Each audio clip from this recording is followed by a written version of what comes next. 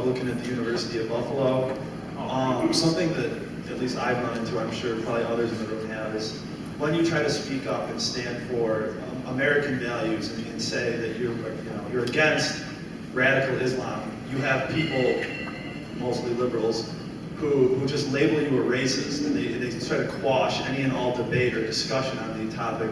So I wanted to know if you have any strategies or anything, any knowledge on how to fight that sort of thing, how to have that discussion.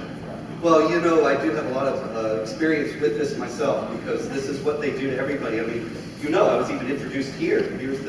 Here comes the racist hate mongers. The fact is that these kinds of charges, you need to understand, are levied at anyone and everyone who speaks out about these issues in any honest way. So it's going to happen.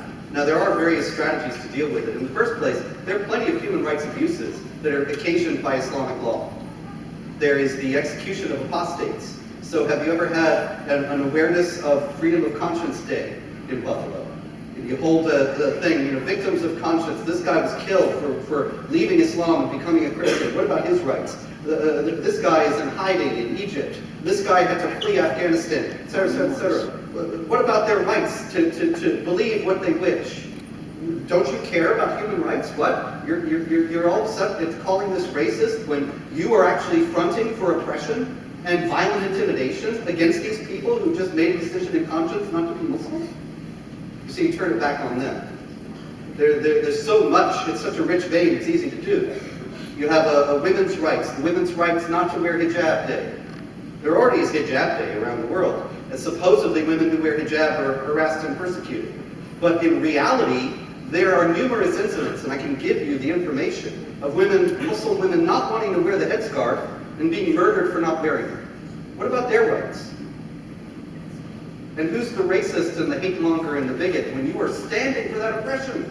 And I'm trying to protect these people who are under threat.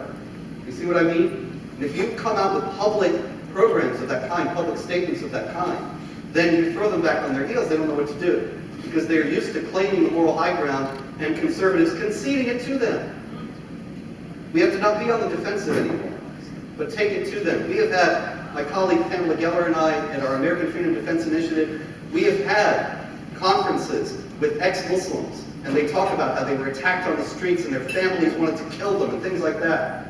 And conferences in raising awareness about honor killing, when a woman is raped and then she's murdered because she's brought a stain on the family honor, and this kind of thing, and calling attention to these as human rights abuses. And it drives them crazy, the Islamic groups in the United States, because they're used to, we're just saying, oh, it's racist to discuss this, and you know, and apologizing and being on the defensive and retreating all the time. Time for retreating and defensiveness is over. We have to win back our country now.